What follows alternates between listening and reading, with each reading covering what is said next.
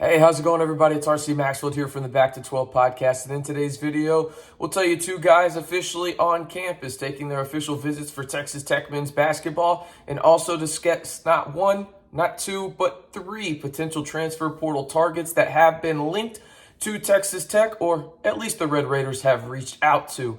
But let's jump right into it on the official visit front. We've got two on campus, one in Darrion Williams of Nevada. He's kind of a point forward, 6'6", 6'7" guy. Talked about him a couple of times in previous videos. He started his official visit on Sunday. Next guy is actually today at the time of this recording, Monday, April 17th.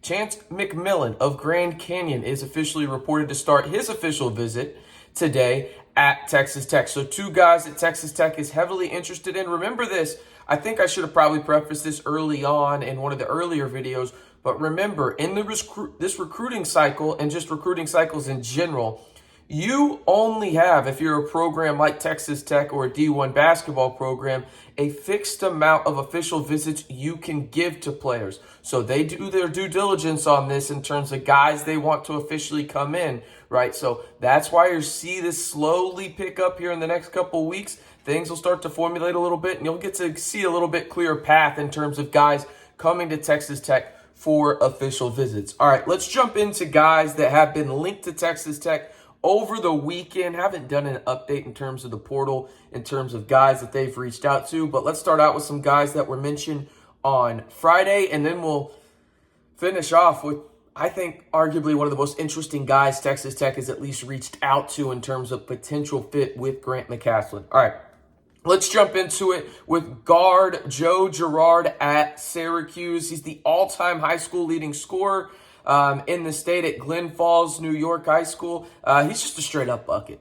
I mean, that's just what he is. He's one of the best shooters in the ACC, has played at Syracuse for 4 years. He's got 1 year of eligibility left. If I'll be honest with you about his game, it's fun to watch. He's an offensive machine, played a lot in that 2-3 zone that Jim Boeheim used to run up there. Now, obviously, Jim Boeheim has retired, but if I'm being completely honest, I don't know how realistic this is. That Girard comes down to Texas Tech, but I do like that Texas Tech is at least reaching out to players like this, because I think this is what Texas Tech needs, is another bucket or two guy just strictly on this roster.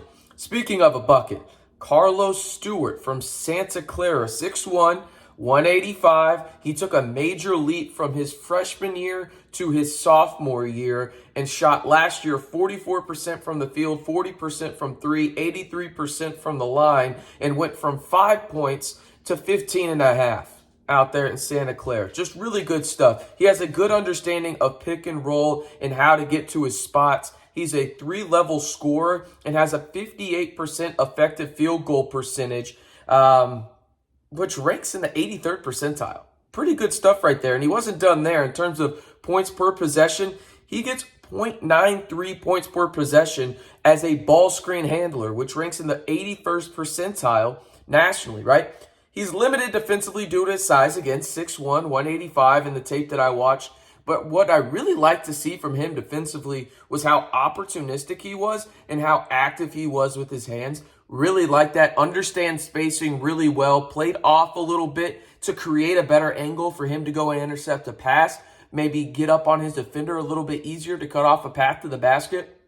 I like what I saw in that regard. But man, is he fun to watch in the pick and roll. That is for sure. All right, I want to ask this right now, and I'll ask it again at the end of the video, but let me know down in the comments, of all the guys that I've mentioned here on this channel in terms of Texas Tech has shown interest in, they're on an official visit, they've reached out to him, any of the guys in the portal, who are you most interested in Texas Tech targeting and potentially coming to the 806? Let me know down in the comments below. All right, I teased it a little bit in terms of the guy that I found the most interesting of the trio that we'll talk about on today's video. And really, I think this guy is one of the more fascinating guys, period, that Texas Tech has reached out to, just for the sheer fact of, like, when you look at what he does really well, albeit really in 1 year at an elite level of production, he's super interesting to me. And that would be the Washington native, guy from Montana State, RaeQuan Battle, 6'5", 185. I mentioned earlier that Girard and Stewart are buckets. This guy's a bucket as well, and he is a versatile defender, all right?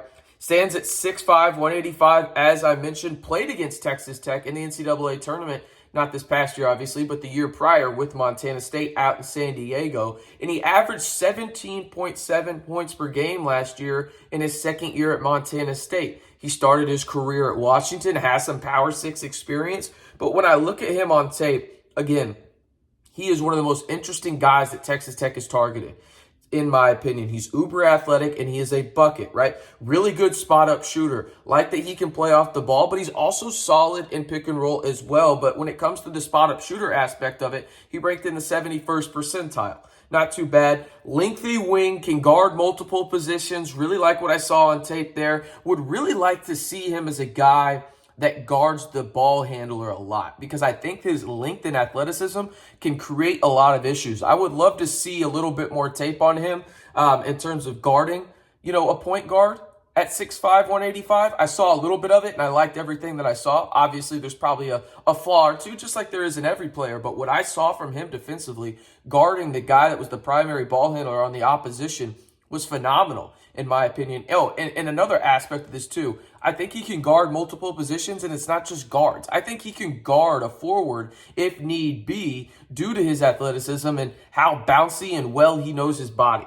Okay, a guy that can create problems, as I mentioned, for point guards. As I look down at my notes right here, he gets to his spots effectively, and he does it in different ways. He can do it off the bounce. He can do it as a cutter. He can do it in transition.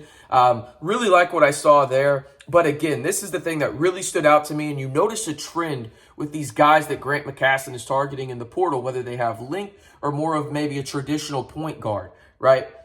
He ranks 93rd percentile in ball screen handler points per possession. Let me repeat that. 93rd percentile in ball screen handler per point per possession.